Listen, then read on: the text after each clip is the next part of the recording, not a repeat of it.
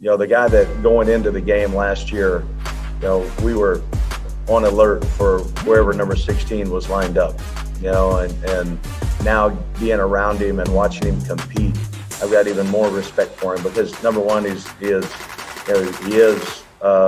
as talented as a guy as I've gone against, but he works so hard, extremely hard every day. Seeing him live and up close and in person every day, I've got a lot of respect for the kid. The guy that going into the game.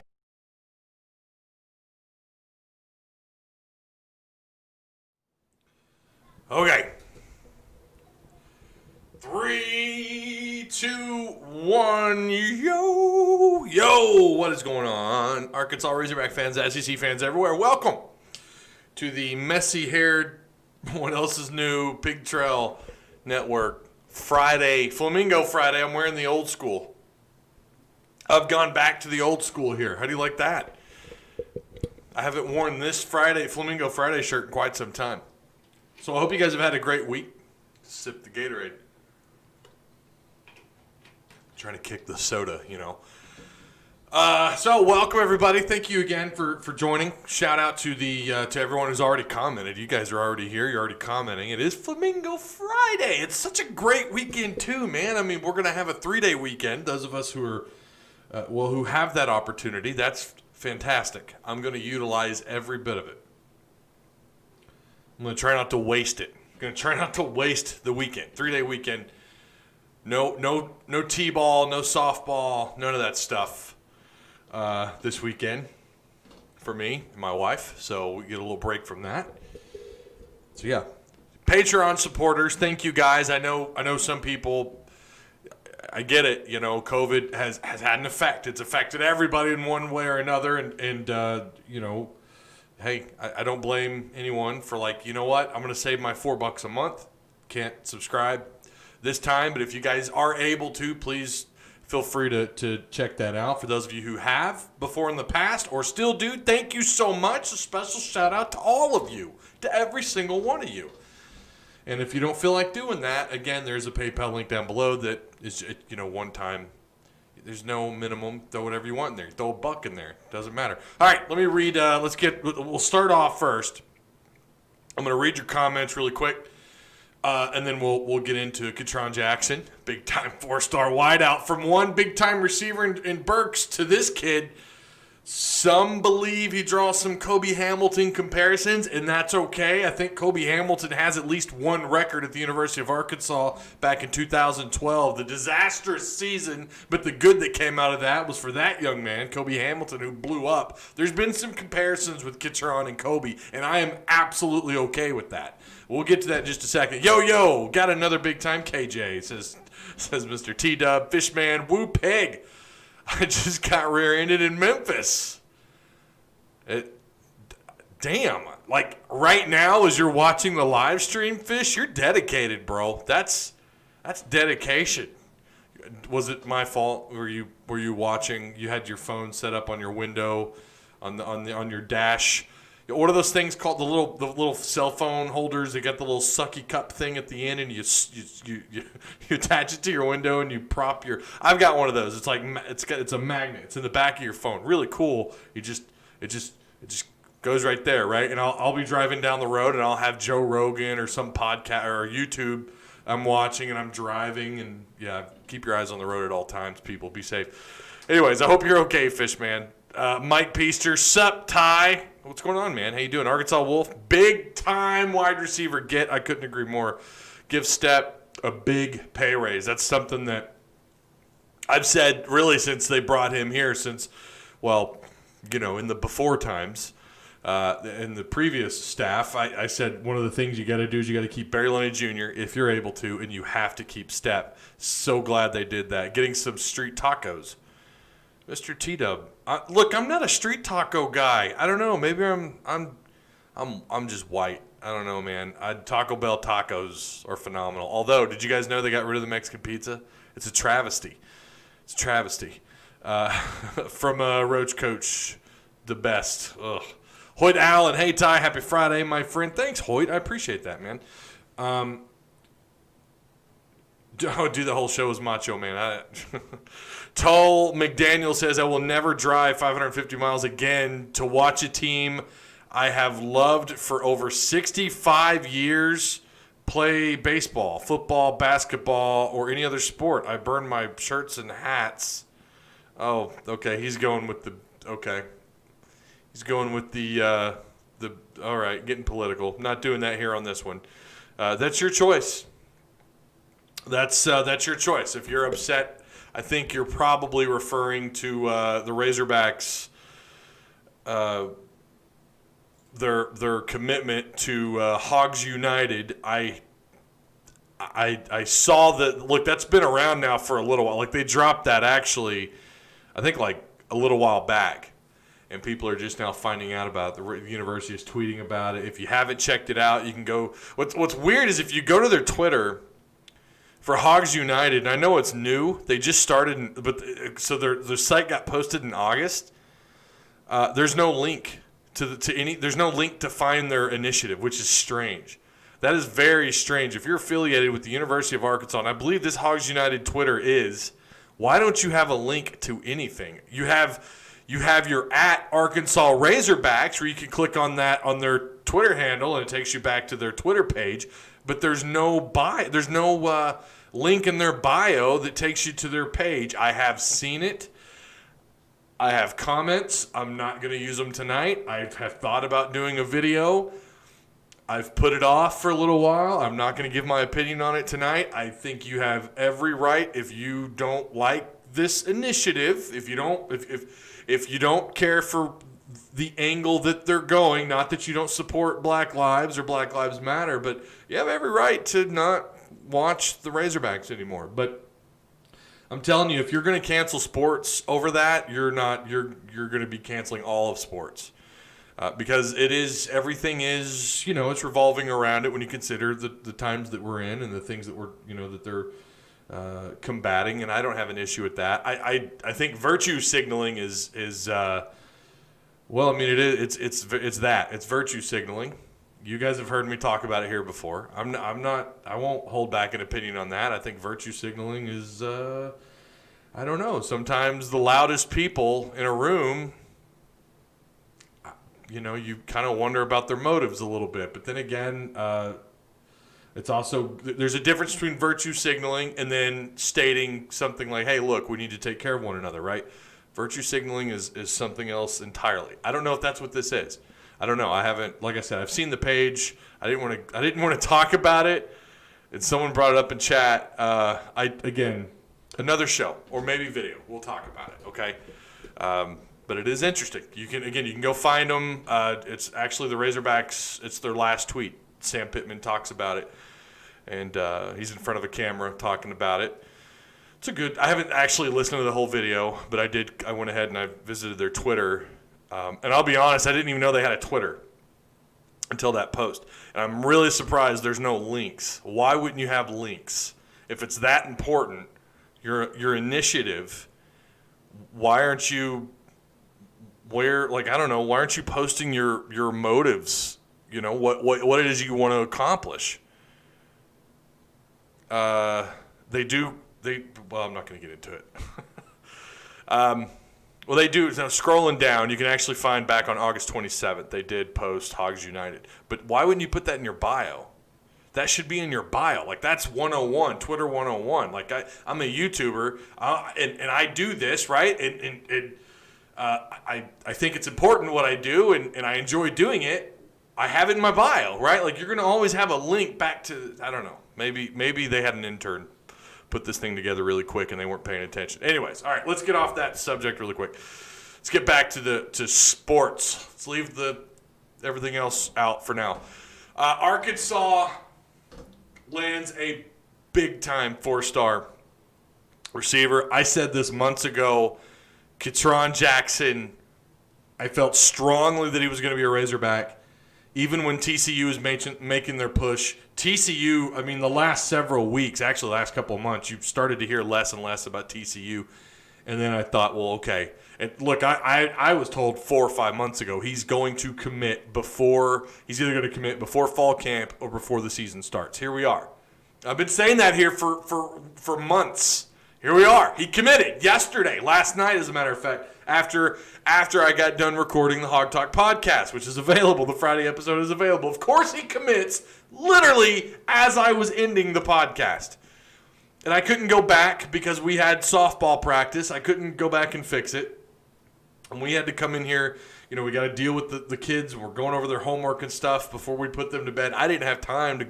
I said, forget it. We'll just talk about it on the pig trail and deal with it there. But big time get for Arkansas. He picked Arkansas over Texas. Ultimately, TCU, you know, I guess was really, I don't want to say an afterthought, but Texas took their place. Texas pushed hard for Ketron Jackson. 6'2", 210 pounds. Again, he's a 4-star. He's a top 150 player, according to 247. I think that's their composite score. I might be wrong. I think it's their composite score. Big time get. I'm telling you, Step, pay the man. Pay the man. Okay, when you look at, and this is the conversation I was having with some friends last night, think about the good that he has done at that position, despite a number of things. A goofy head coach for the last 2 years who couldn't put together an offense in 2 years, never got beyond 30% install, landed these 4-stars. Shamar Nash, people forget, 4-star. Knox, 4-star. And these are out-of-state 4-stars. These aren't kids that have connections to the program. These are out-of-state. Now, don't get me wrong. It's you know, Step, Texas, that's his territory. You know, we've seen them have success, Tennessee. You know, but you have to throw in Burks. I would argue Woods wasn't – I think Woods was a steal and was going to follow Chad no matter where he went. He stuck around, and a lot of that had to do with Coach Step. The success that guy has had, despite how terrible this offense has been, despite the rotating door for the quarterback room, how many quarterbacks in 2 years? Let's go back 3 years. Like, we don't have, the Razorbacks don't have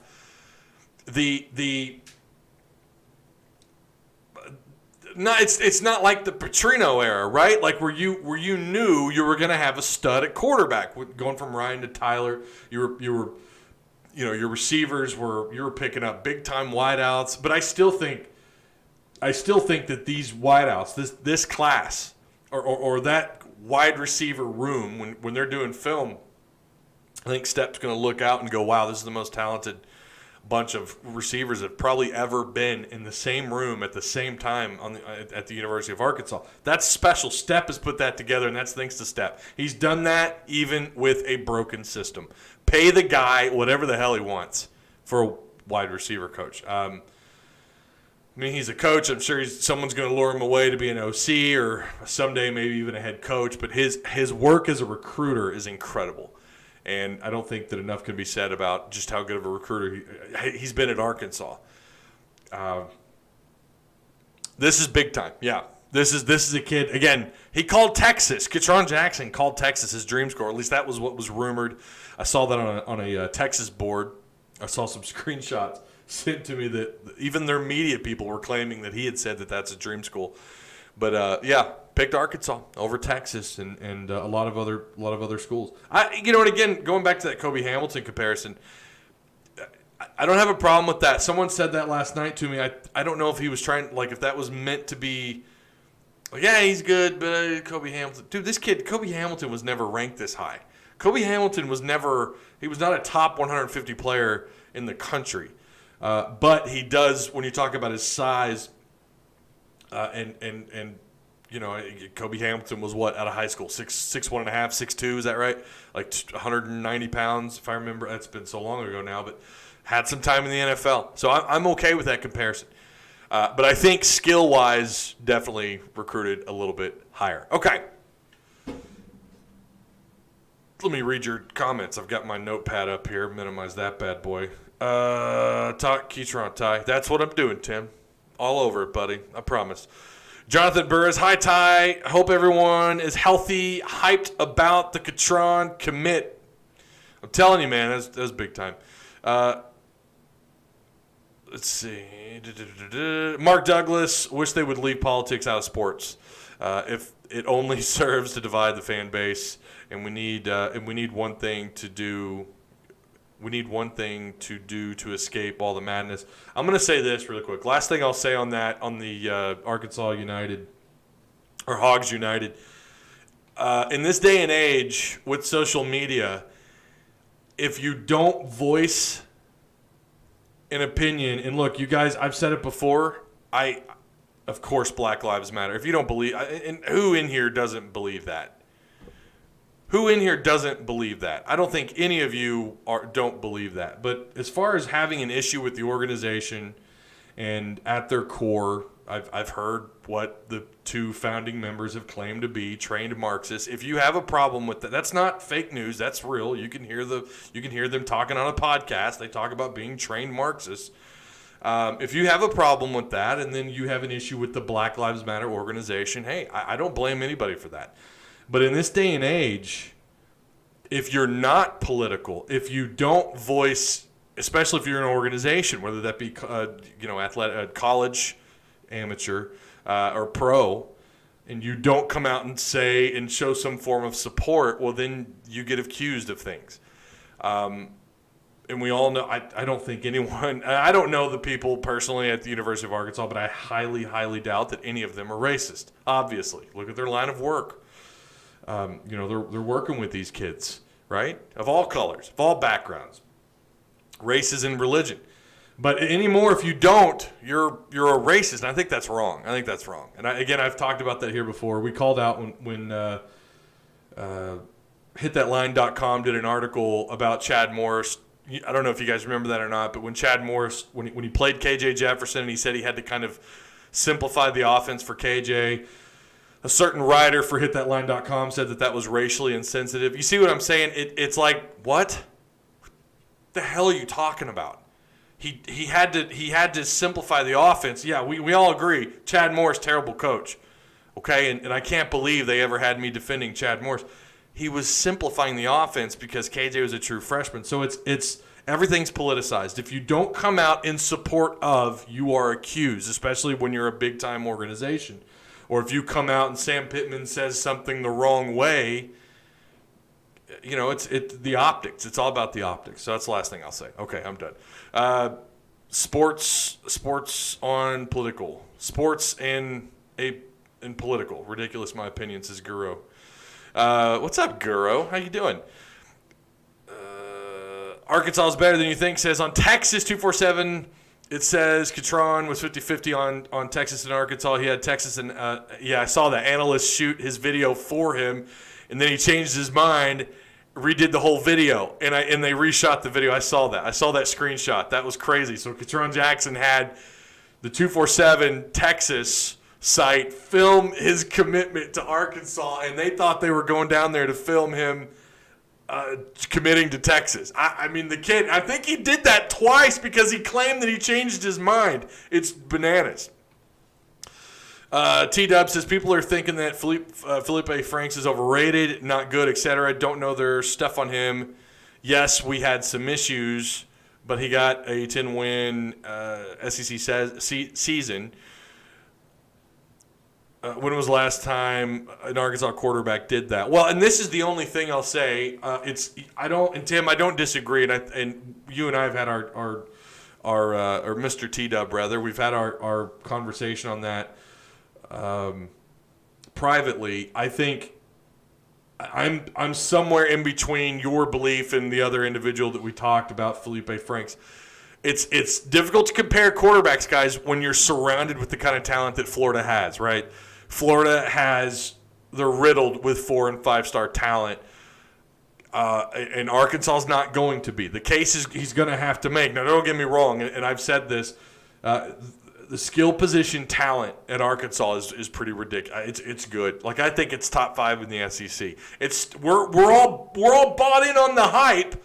Oh, Burks is going to be a future first-round pick. Knox is going to be taken later in the first round. Rakeem Boyd is a first, second round. We're all bought in on that, right? We may not. Of course, that's not going to happen. You know how it goes. Hog's going to hog, that sort of stuff. I don't think that happens. But we buy into and I'm not claiming T-Dub to be doing that, but a lot of people do this. They buy into the hype about what's going on, and then you see what Felipe Franks did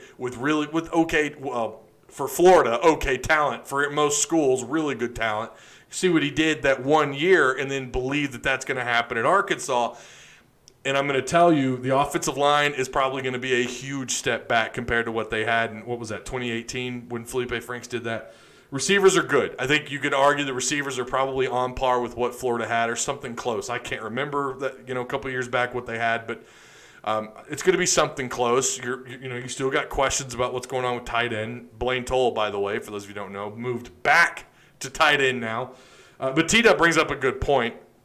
There are a lot of people that are also basing what happened last year of him losing his spot. Some people forget he lost his spot. He was injured.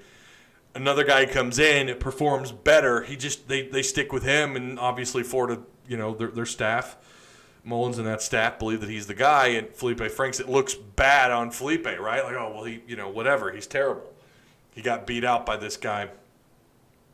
He had no business losing his job to. And I don't think that's fair to Felipe. I believe he's somewhere in between those two sides. There's the Felipe Franks' garbage side. He's going to fail. It's Nick Starkel all over again. Oh, God. Horrible flashbacks. And then, the other side that thinks he's going to be, better than think that he's going to be something great here. And I'm somewhere in between the middle. I don't know what he does here. I really don't. We've got, an incredibly unorthodox offseason. No spring camp. You didn't get to make up any time. Your install is actually taking place now in fall camp. Your install, not game prep install. You're installing your offense now, and they're getting to know each other now. So this crazy unorthodox season that they've had, it's a lot. And then on top of that, you've got this the toughest schedule in college football history. I think. And Kyle and I talked about that on the Hog Talk. As a matter of fact, we said that, Kyle's argument was he thinks that they're not going to have a circus of quarterbacks, right?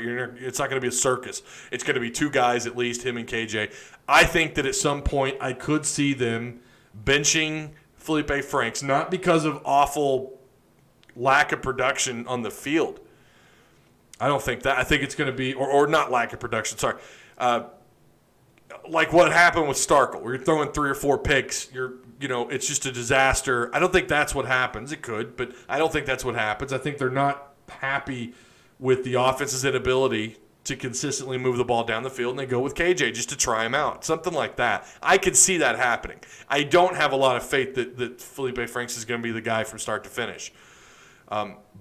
Maybe they switch back to, oh, Lord, that's bringing up flashbacks and things we don't want to talk about. Switching quarterbacks back and forth, that's just something we don't want to talk about. But it could happen. But Mr. T-Dub's not entirely wrong here. You can't overlook what he did as a quarterback at Florida. He got them to 10 wins. You cannot overlook that. Have you seen the videos and highlights Arkansas football has posted?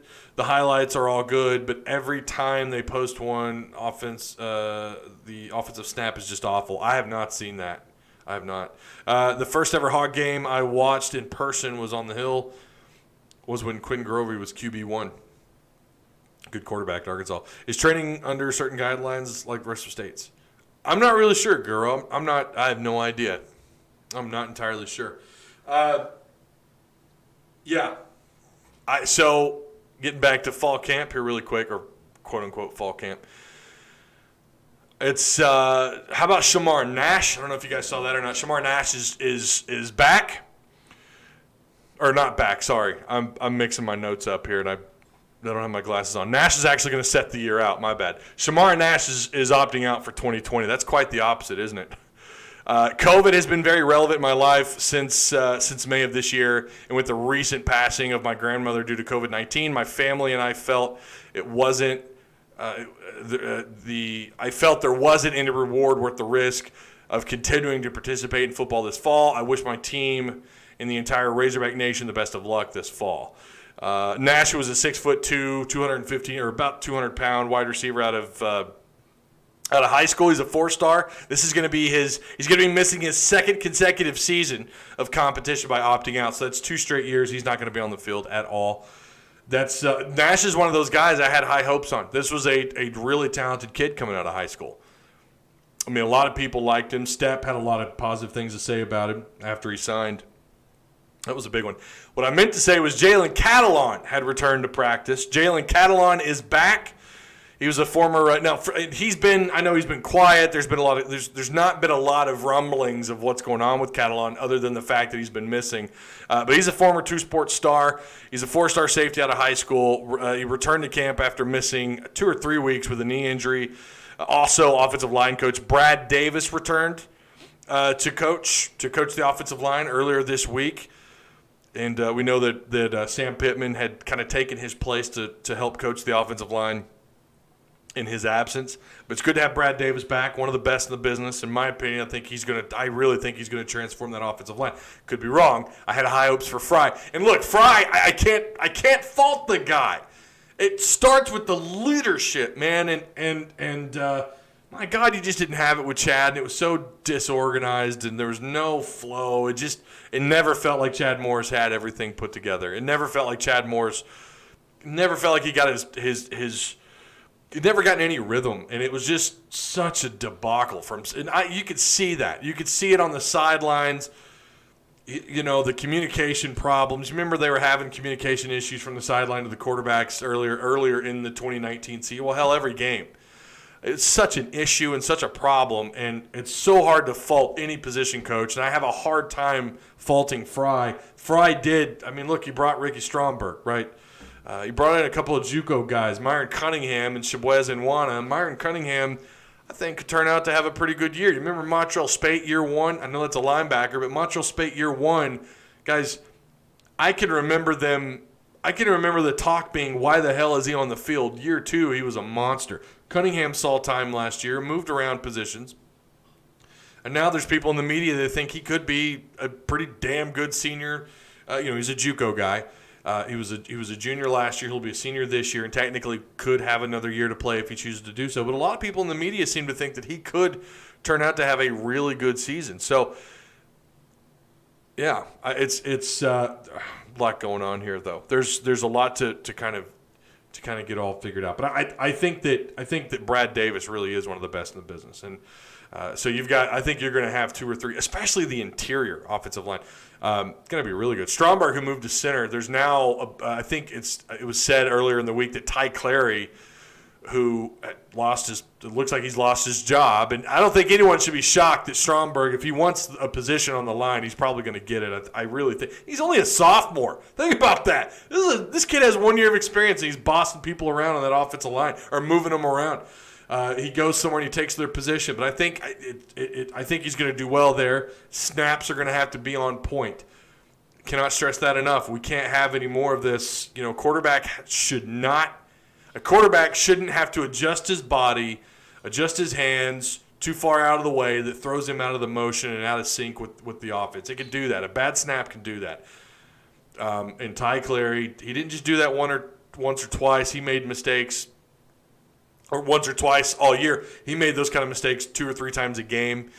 And I really think that played a larger role in the lack of offensive production last year because these quarterbacks, they had to shift to the ball. And there was so many bad snaps. And again, it affects the rhythm and the flow of the offense when the quarterback isn't able to get the ball, adjust the laces, and then go through his progressions, right? And that's an issue that has to be solved, and it starts with the center getting a good snap to the quarterback when he's in shotgun.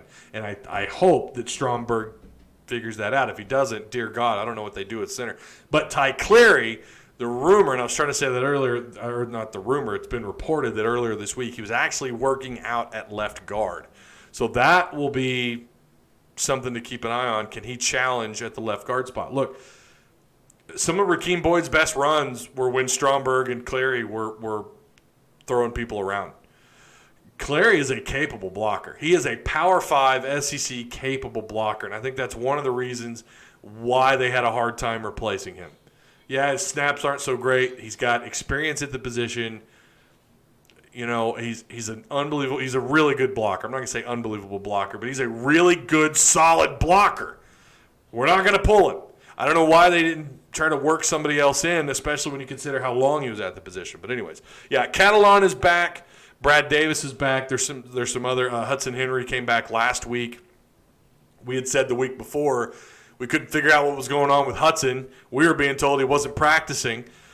And then he came back, I believe. I want to say it was the end of last week. Don't quote me on that. Couple more things. Jamar Chase, star wide receiver at LSU, is out. He's opting out. He's a first-round talent. He's that guy. 84 catches, almost 1,800 yards through the air. 20 total touchdowns in 2019. 84 grabs is pretty ridiculous. He's first-round talent.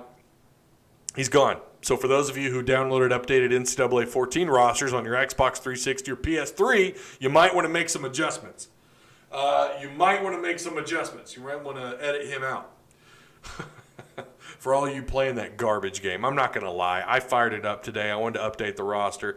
I'll do that. I'll mess around with it, and then I'll get halfway through the first season. I'll stop playing. I hate NCAA 14 so much. He's the fourth LSU Tiger to opt out. Tyler Shelvin, the defensive end. Neil Farrell, another defensive lineman, and defensive back Kerry Vincent are the other three that opted out. That's 4 starters. When you combine that with the fact they're bringing back 3-4 starters this year, LSU is not going to be half the team they were a year ago. If they are, give Ed Orgeron Coach of the Year. If these guys win 7 or 8 SEC games, give them Coach of the Year. I realize they replenish their talent. I get that. But you've got so much production to replace, along with now not only your not only your passing coordinator from a year ago, the guy that made the whole thing work on offense, your personnel that you've lost, your experienced starters, the guys that are now opted out. That's 4 guys. 3 out of the 4 are starters. I think Kerry Vincent rotates in the defensive backfield. I'm not entirely positive on that. But Neil Farrell was a starter. I think they all were. Tyler Shelvin, obviously. Jamar Chase by himself is a huge blow to LSU. Oh, my God. That's a huge blow. They're not. Look, again, if they win 7 SEC games, give Ed Orgeron Coach of the Year. I don't. And this is the other argument that I made on the podcast, on today's podcast. I said everyone in the West is going to be better this year. How much, I'm not entirely sure, but they're going to be better. Arkansas is going to be better this year, right? They're going to be better. I think they're going to be better. Mississippi State's going to be that kind of wild card because of the fact of who their head coach is, because of the Pirate, because of Leach. They're going to be the wild card. I think they're going to be better. I don't know how much better. They weren't exactly horrific last year, but they're going to be better than what they were in 2019. Ole Miss, I don't know yet. Jury's out on Ole Miss. And at ESPN, the FPI, the Football Power Index, they actually have Mississippi State losing to Arkansas. But I think they're – I don't know. I think they're wrong. What do they meet up? Week 2, is that right? When Arkansas and Mississippi State meet up? Which is currently on the SEC alternate, right? I don't have that in my – anyways.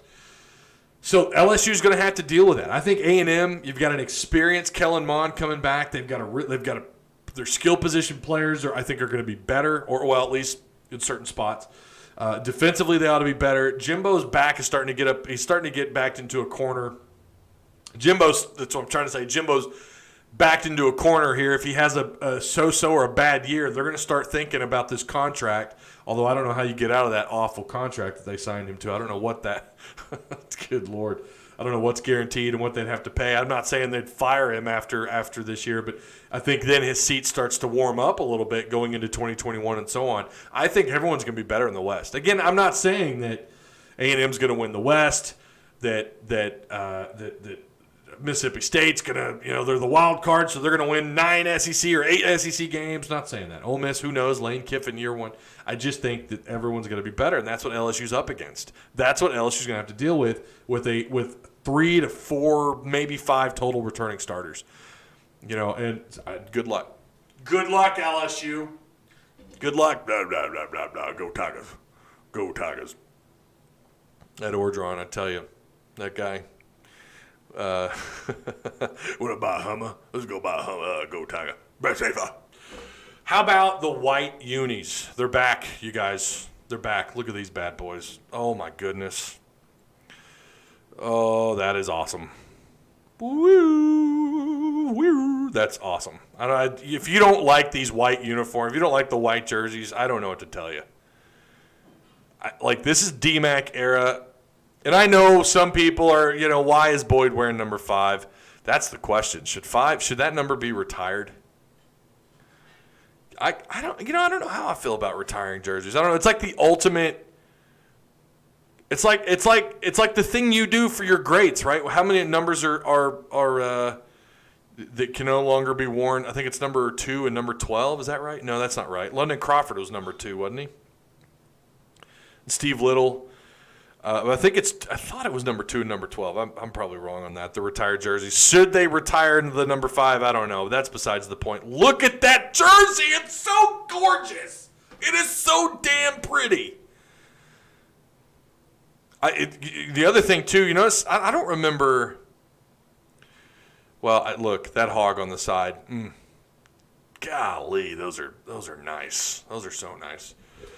Oh, who you got, Ty? What are you talking about? Stromberg? Oh, I see what you're saying. Honestly, your list there is pretty damn close to what I would have. What up, Ty? What's going on, Mike Ewing? How you doing? Thomas Nunley. Glad we are finally getting back to having some pork on the offensive line. I like the all-white look for away games and all red for home games. I agree, and I wish they would stick. Listen, stick with these. Stop rotating out. And I'm a fan of alternates. I am. I'm a fan. If you want to do the anthracite, and I don't like the anthracites, but if you want to do a rando jersey 1 game out of the year, fine, do it. 1 game out of the year, you're going to please the recruits. The kids love this stuff when you do these alternates. But we're not Oregon, okay? You're Arkansas. Stick with these, man. And the longer, since it's been so damn long since we've had these jerseys, they look even better the second time around, or whatever, third time around. I think technically it's the second time around when you talk about like exact every detail, but the pinstripe, they've done that before, I believe, in Arkansas history. According to Arky56, I don't know if he's in the chat or not, but he claims Arkansas started that before Oklahoma. Not that Arkansas was the first school to ever do it, but they did it before Oklahoma, and then an assistant from Arkansas went and took the job at Oklahoma and took that with him, the stripes down the side. I can't get that verified. I don't know if that's true. I doubt it. He's gonna text me here in a second. How dare you call me out? But anyways, I love this look. Stick with it. If you want to do an alternate, do it once a year. Or excuse me, once per 12 games, or 10 this year, but once a year. Do it once a year. I'm fine with that. I like the all white look. Okay, I read that. My bad. Love the shades. Oh, thanks, Mike. I appreciate that. 5 should be like Texas A&M's 12 jersey, rotate players who earn it that week. That's a good point. That's a good point. I don't have a problem with that. Ty, rocking your show regularly and love it. Thanks, man. I appreciate that, Thomas. I really do. Wonder when the Razorbacks will uncork the number 0 for uniforms. Saw that it is now a valid number as this year. UAB player sported one in last night's game. I don't like KJ being a starter after Franks. We don't know until games, but from what I've heard, he's not been doing that well in practice while Malik has. You're probably further ahead on that than I am. I don't know what's going on with the quarterbacks just yet. Again, I've had my hands full the last couple of weeks, but the only tidbit that I've gotten about quarterbacks has been that actually KJ has made some improvements compared to a year ago. And that KJ has earned the spot, and this was from Sam Pittman, I think, earlier in the week. He's earned the spot, or to work with the twos, and everyone else, Malik and John Steven and those guys, Jack Lindsey, working with the other groups. So it sounds like KJ's turning heads. I don't know how much, if that's Sam Pittman just letting Briles do, let him figuring that out, or if that's a decision that Sam Pittman made. Again, I'm sure he's mentioned that on in one of his interviews, one of his Zoom meetings with the media. I don't know. But it sounds like KJ's improved from a year ago. And what little bit of footage I've seen, it's difficult to tell because it's not live game footage, right? It's just practice. But I do think he's probably gotten a little bit better. Barry Switzer was that coach. He's right. Says Chris Starkey. Okay. All right. You might be right about that. I don't know. I've only ever heard him say that. And, of course, he's not in chat right now. But oh man, let me scroll up here. Ty, greetings from Arizona. Do you know what the line is for Hog Georgia game is? If so, do you think we will cover? I don't know what the line is yet. Have they? I don't think they put one out. Have they? Have they put a line out? I don't know. I haven't been paying attention to that really.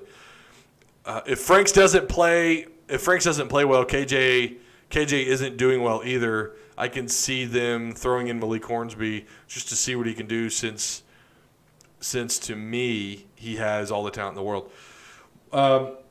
Look, I mean it's easy. Look, it's easy. It is so easy to get bought in on hyped up freshmen. It's so easy. We did this with KJ a year ago. And I'm not saying that that's the case with the person that said this, but we hear one negative thing about a player, and sometimes people just run with it. Look, KJ had his moment last year where he didn't look great. I mean, his moment. He had his chance to play, and he struggled. We have to – if anyone's making their decision on who KJ is overall as a player, I think that's a mistake. You can't look at someone as a freshman, especially at the quarterback position, especially with all the shenanigans going on at the University of Arkansas the last 2 years, is well documented. It's hard to look at KJ and say, you know what, he's just not the guy. We got to let him grow. And if this staff says he's good enough to be number 2, then I'm going to take their word for it right now. I think they're far more competent. Now, I hope to God this isn't the case, but this could be Chad Morris 2.0. I don't know. But I do think Briles is, like I said, to be fair and to be honest, I think they're going to be better. Craddock doesn't hold Briles' jockstrap, in my opinion. He's now got he's in a real offense compared to what he was in last year. We have to let him grow. If this staff wants to give him the opportunity, don't throw him under the bus if he goes out there and he has a bad game. If you believe that Franks is a better quarterback, and he probably is right now. He is a little bit older. He's been in the game a little bit. He started in the SEC a couple of years ago. I don't know how much KJ's progressed in a year. I have no idea. I think he'll probably be better, though, all things considered. And when you look at Briles and he's going to be in a better functioning offense, I believe. Again, we also have to consider what has happened this offseason. How much growth can you really have with all the BS that happened this year? I don't know. There's things we have to understand. It's not all black and white, baby. It's a lot more difficult than that. A lot of things have happened, and Hog fans, they're going to have to be patient. It's understandable. You might have a post-game reaction show by me where I'm going off on some rant.